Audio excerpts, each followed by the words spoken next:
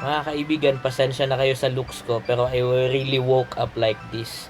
At namangha po kasi ako ngayon, kaya linag ko to kagad. Namangha po kasi ako sa commercial na nakita ko. Kasi kung maalala po ninyo, last 2 weeks ago, meron pong bangayan na nangyari kay Mateos tsaka kay Alex. Tapos, na-realize ko habang nakita ko ang commercial na to ng Oppo, na ginawa lang pala nila yon para sumikat, or ginawa lang nila yon para mag-boom silang dalawa, para yung collaboration nilang dalawa ay hindi na mahirap gawin. So, ipakita ko po sa inyo yung naging bangayan muna nilang dalawa. Tapos, ipakita ko rin sa inyo kasunod yung nagpamangha sa akin ngayong umaga when I woke up like this, na nag-collab pala sila sa isang advertisement at sa isang sikat pa na cellphone, which is Oppo. Oppo, baka naman pwede ako diyan. I woke up like this.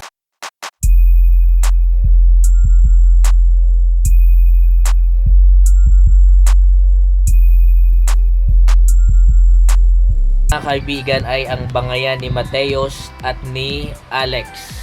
Yung Twitter ba yun? Or post ni Mateos na buwelta kay Alex dahil sa kanta niya. At yung sagot naman ni Alex na dinaan sa rap para kay Mateos. Yan. Panoorin niyo po ito. Whoosh!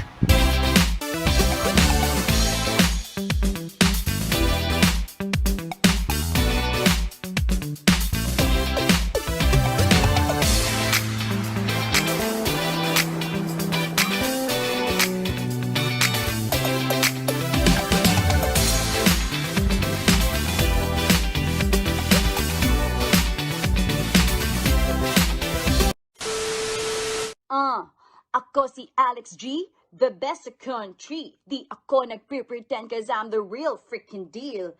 May mga pakonyo, yes sir, yes sir. Oy, Mateus, wag ako. Talo ng JJ ang konyo. Hold up, wait. Sino ka nga ulit? Yung tsambe mo nga, hindi naman malupit. Bakit ba sa tingin mo ay ikaw ang mas angat? Hold up, wait. Sino ka nga ulit? Yung tsambe mo nga, hindi naman malupit. Bakit ba sa tingin mo ay ikaw ang mas angat? Sa vlogs ka lang naman kasi talaga sikat. So girl, just sit down and put on your makeup. Cause Shady said, will the real artist please stand up? Please stand up. Bleh! Ikaw nga bata ka, makinig ka ha. Una sa lahat sa nagawa mo ng kanta, ikaw ba ay nagbayad na kay Catriona? Ikaw kasi gumamit sa sikat, ikay sumabit. Ang tawag nga sa'yo, Mr. Universe na pangit. At least ako sa chambe, alam ito ni Sevi, approve pa nga ni Tony. Ha? Mag-anak eh. Break it down, y'all.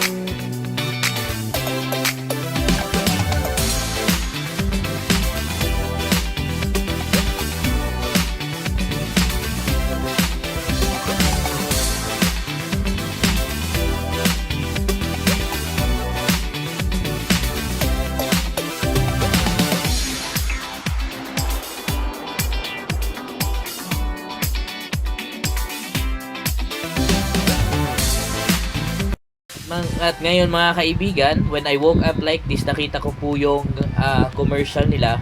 So ito rin na ipapakita ko sa inyo na parang masasabi mong scripted or ginawa lang pala nila yung way para sumikat na sila sa tao, para hindi na mahirap intindihin ng tao na na mag-collab pala sila sa isang advertisement. So ipapakita ko naman sa inyo itong video nila sa isang advertisement with Oppo. Matthias be wondering. AG from the east. Never miss another shot. Go give it all you've got. Today's the day, don't look back. Grab life by the horns and attack. You gotta live all out, para di ka ma-burnout. Make the most out of life. Be creative, take the dive. Let's go, move out. Time to live all out. Time to live all out. Time to live all out. Come on, scream and shout. Time to live all out. Time to live all out. Time to live all out. IGFB, TikTok, let it be. Flex mo ang gusto mo. Bakit ba buhay mo to? Basta nagpapasaya sa'yo. You've got what it takes. Huwag ka nang mag-doubt. Believe in yourself. Let's live all out. Let's go, move out. Time to live all out. Time to live all out. Time to live all out. Come on, scream and shout. Time to live all out. Time to live all out. Time to live all out. Let's go, move out. Time to live all out. Come on, scream and shout. Let's go, move out. Time to live all out. Siguro nung napanood nyo yung katulad ko rin, kahit sino naman siguro, nung nakita ko yung bangayan nilang dalawa, talagang naisip ko na, wow, na parang ang sakit na nangyari yung magsisiraan silang dalawa, di ba? Mapaisip mo talaga na, ay, patay ka. Kasi sikat mo pa lang, tapos wala akong inano na pero parang bagong ko pa lang, bagong sibol pa lang sa industriya, tapos inaway mo agad. Kung ikaw ay fan ni Alex Gonzaga, ay talagang i-hate mo si Mateos. Or kung ikaw naman ay fan ni Mateos, talagang i-hate mo si Alex Gonzaga. Pero sa tingin ko ganyan talaga sa industriya ng ng mga artista sa industriya ng mga sikat. Minsan kailangan nilang mag-away, magbangayan, magsiraan, pero hindi pala natin alam na ang hidden agenda pala nun ay mag-collab sila, di ba? O nag-collab sila. So parang ginamit lang nila yung script na yon or yung situation na yon na nag-away sila para mag-boom sila sa tao na wow, ma-realize ng tao mag-ano pala silang dalawa, magko-collab pala sa isang advertisement. So kahit ako mismo ngayon ko lang na-realize after 4 days na nilabas ng Oppo yung ng nila, yung advertisement nila about Alex and so dun ko na-realize, wow, nag-collab pala silang dalawa. Kaya sa mga haters po dyan, wag po kayong wag nyo pong pangunahan, kasi hindi naman lahat po kasi na sumisikat sa social media ay totoo. Minsan ginagamit din nila ito para mag-boom yung dalawang stars, para pagsamahin pala silang dalawa. Kaya wag tayong mag-hate kaagad. At yun nga ang naging problema kapag mag-comment tayo sa mga social post, dahil kakalat kaagad yun, di ba? Huwag tayo magsalita ng mga masasakit na salita dahil mga fans lang po tayo Actually, wala tayong karapatan na manira ng tao kasi sila nga mismo ay nagsisiraan, di ba?